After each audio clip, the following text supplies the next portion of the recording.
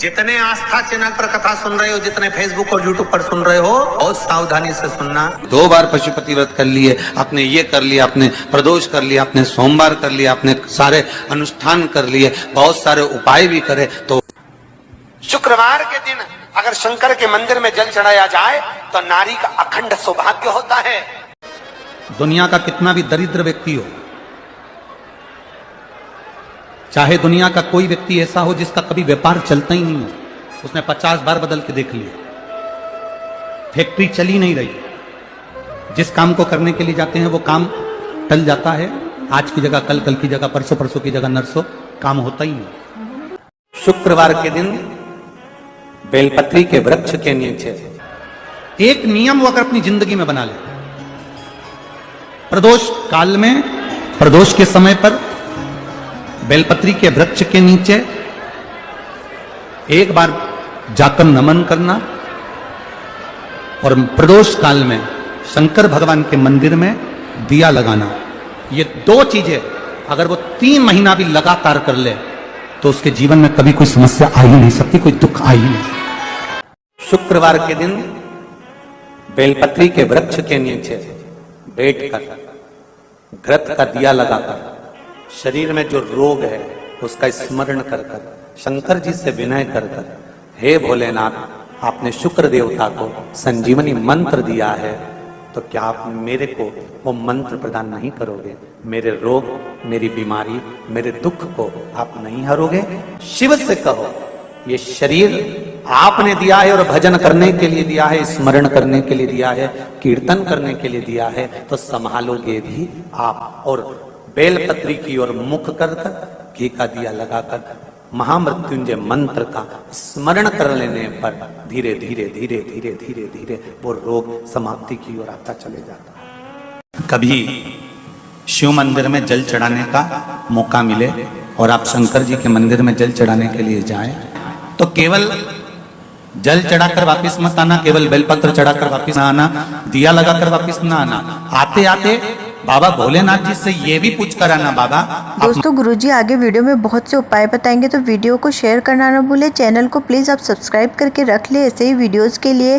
तो आगे देखिए गुरुजी क्या बताते हैं। बहुत दिन हो गए आपको बैठे बैठे, चलो आज मैं आपको मेरे साथ लेकर चलती हूँ और मेरे घर तक लेकर चलती हूँ। श्री शिवाय नमस्तुभ्यं। कथा सुन रहे हो, जितने फेसबुक और यूट्यूब पर सुन रहे हो, बहुत सावधानी से सुनना। सूखे आम के पत्ते जमीन पर गिर जाए, कैसे पत्ते? जब पतझड़ का मौसम आता है तो आम के जो पत्ते नीचे जमीन पर झड़ते हैं, 21 पत्ते इकट्ठे कर कर उसको आग लगाकर जलाकर भस्म तैयार कर लीजिए। और जिस पुरुष नारी को चर्म रोग हो जाए, चर्म रोग, कहीं खुजली चल रही हो, कहीं दाने पड़ गए हो, कहीं चमड़ी सफेद लाल काली पीली जैसी पड़ गई हो, कहीं दाग हो रहे हो, चर्म रोग, कहीं खुजाल चल रही हो, तो शिव महापुराण की कथा का ये संवाद याद रखिए। लिंग आम के पल्लव को जो वर दिया गया, तो आम के 21 पत्ते इकट्ठे कर उसको आग लगाकर उसकी भस्म तैयार कर शंकर भगवान के शिवलिंग पर शाम के समय प्रदोष काल में चढ़ा दीजिए वो भस्म, और उस भस्म को उठाकर लेकर आ जाओ, डब्बी में भर लो और गाय का घृत उसमें डाल लीजिए और उस स्थान पर लगाना चालू कर दीजिए। 3 दिन में दांत खाद खुजली जो भी होगी मिटना प्रारंभ हो जाएगी। उसमें इतनी प्रबलता आ जाती है। शंकर को जो भस्म चढ़ी है, आम के पत्ते की भस्म का भी हमारा शास्त्र वर्णन करता है। उस भस्म को छान कर पीस कर उसकी कोई दुकान आप डाल रहे हो, नया व्यापार चालू कर रहे हो और लग रहा है कि चलेगा कि ना चलेगा। पहले भी मैंने 2-4 दुकान डालकर देख ली, नहीं चली, अब नया डाल रहा हूँ, कर्जा कर डाल रहा हूँ, पैसे लाकर डाल रहा हूँ, चलेगा नहीं चलेगा। तो उसके लिए सबसे पहला काम करो, कम से कम दुकान खोलने के 7 दिन पहले आम के पत्ते की बंदरवाल बांधो। दुकान का मुहूर्त होने के 7 दिन पहले आम के पत्ते की बंदरवाल बांधो और कहीं आम के पत्ते की भस्म मिल जाए, वही भस्म जो आम के पत्ते 21 उठाए सूखे वाले, अलग से तोड़ के मत सुखाना, जो पत्ते नीचे गिरे हों उसको उठाकर सुखाकर, सूखा हुआ जो पत्ता हो उसको जलाकर उसकी भस्म बनाकर उसमें थोड़ा सा चंदन मिलाकर और उसी से सम्मुख में जहां 7 दिन पहले तुमने बंदरबल बांधी है, दुकान खोलने वाले दिन उसी आम के पल्लव की भस्म जो शिव पर चढ़ी थी उसी में चंदन मिला हुआ वो एक स्वस्तिक का निर्माण कर दो। फिर आप अंदर कोई पूजन करो ना करो, आपने कोई अनुष्ठान करा ना करा, यज्ञ पूजन करी ना करी, अगर आप प्रवेश भी कर गए, इतना आपके पास धन नहीं था और आप प्रवेश भी कर गए, तो भी घाटे में नहीं जाओगे, व्यापार उन्नति की ओर ही बढ़ेगा, व्यापार बढ़ेगा। उसमें आम के पल्लव में अगर कामदेव छुप कर भस्म होते हैं तो शंकर मेरे आम के पल्लव को भी वर प्रदान कर देते, आम के पल्लव को भी शिव वर देते। दोस्तों ये आम के पत्ते वाला अचूक उपाय से आप लोग भी करें और अपने परिवार दोस्तों में भी शेयर करें। हम तो कहते कभी कभी प्रयास करा करो कि अगर दुकान नहीं चल रही है, आप प्रैक्टिकल करके देखना कि विष्णु पुराण का ये प्रैक्टिकल गलत तो नहीं है, प्रैक्टिकल करिए।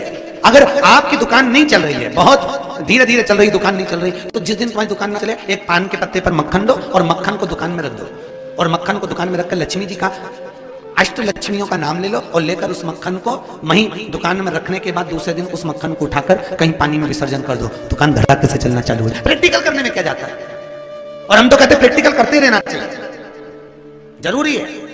एक महाराज प्रवचन में कह रहे थे शराब नहीं पीना चाहिए, शराब पीने वाला व्यक्ति गट में पड़ा होता है, नाली में पड़ा होता है, मत पियो, ये गंदा नाली का पानी है। उसी में एक महाराज का पहचान वाला बैठा था, उठ के खड़ा हो गया, ओ महाराज तो इतनी बड़ी बात कह रहा, तेरा सगा भाई पी के तो गटर में पड़ा, तू हमको ज्ञान दे रहा, अपने भाई को क्यों नहीं देता। महाराज जी ने कहा भैया देख, मैं भी प्रवचन दे रहा हूं, मेरा भाई भी प्रवचन दे रहा है, अंतर केवल इतना है मैं मुंह से समझा रहा हूं, मेरा भाई प्रैक्टिकल करके दिखा रहा है, मन तेरा है, समझना तुझको, तू कैसे समझे ये तेरे ऊपर। या तो प्रवचन से समझ जा कि पीने वाला व्यक्ति गटर में पड़ा होता है, नाली में पड़ा होता है, या फिर देखकर समझ जा कि मेरा भाई बड़ा है तो तू भी मत पी, क्यों गलत काम। प्रैक्टिकल जरूर करो। सियोर वाला महाराज कहीं झूठ तो नहीं बोल रहा है, विष्णु पुराण का लेख हमें ज्ञात होना चाहिए कि उसमें लिखा है तो कैसा है। बेटा बेटी का संबंध करने जा रहे हैं पर हो ही नहीं रहा।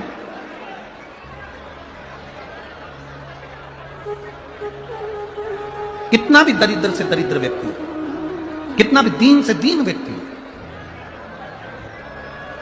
एक नियम वो अगर अपनी जिंदगी में बना ले, प्रदोष काल में, प्रदोष के समय पर बेलपत्री के वृक्ष के नीचे, बेलपत्री के वृक्ष में अनेकों देवी देवताओं या लक्ष्मी जी और पार्वती जी का भी वास माना जाता है, तो ये अत्यंत शुभ रहता है, इसकी पूजा करना फलदायी है।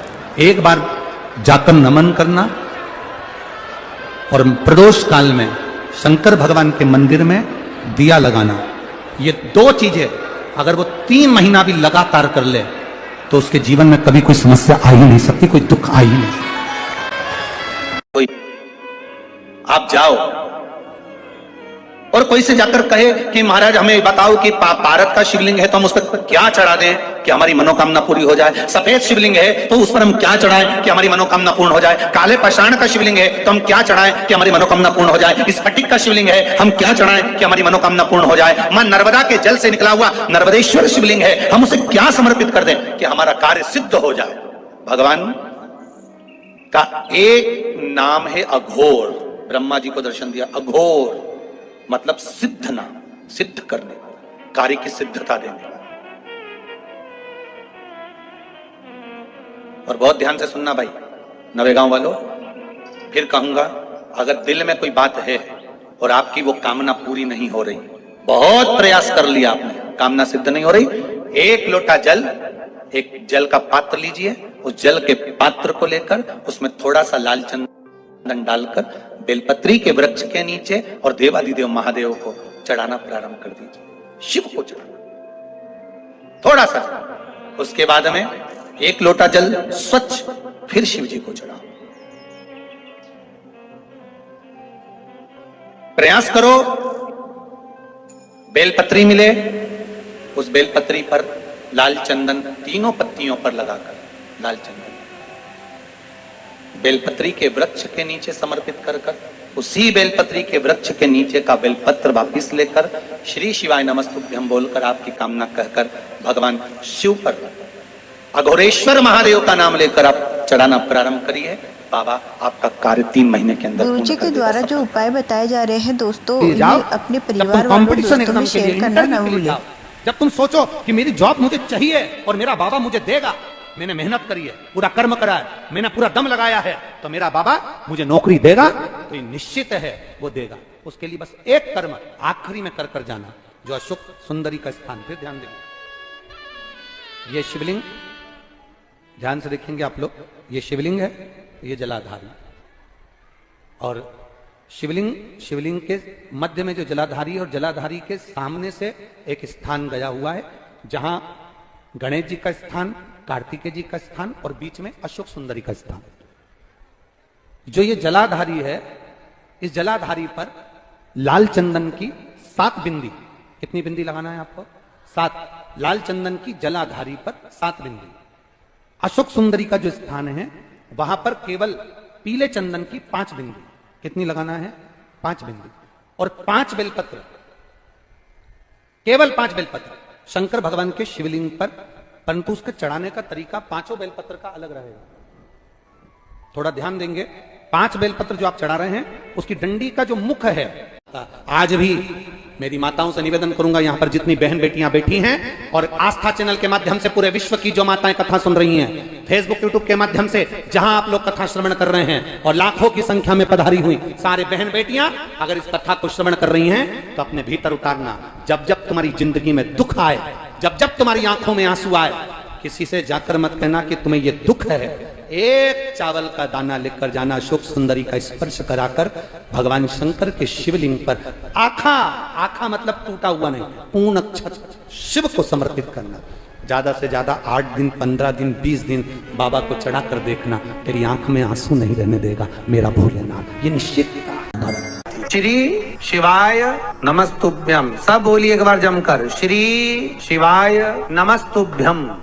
प्रैक्टिकल जरूर करना, कहीं सियोर वाला महाराज झूठ तो नहीं बोल रहा। शास्त्रों की बातें हमारे जीवन में हमें सुख प्रदान करे, इसलिए इस भाव का आनंद करते हुए दोस्तों आज की वीडियो में जितने भी उपाय बताए हैं आप प्रैक्टिकल करके जरूर देखें। चैनल को सब्सक्राइब कर ले, वीडियो को लाइक करना न भूले।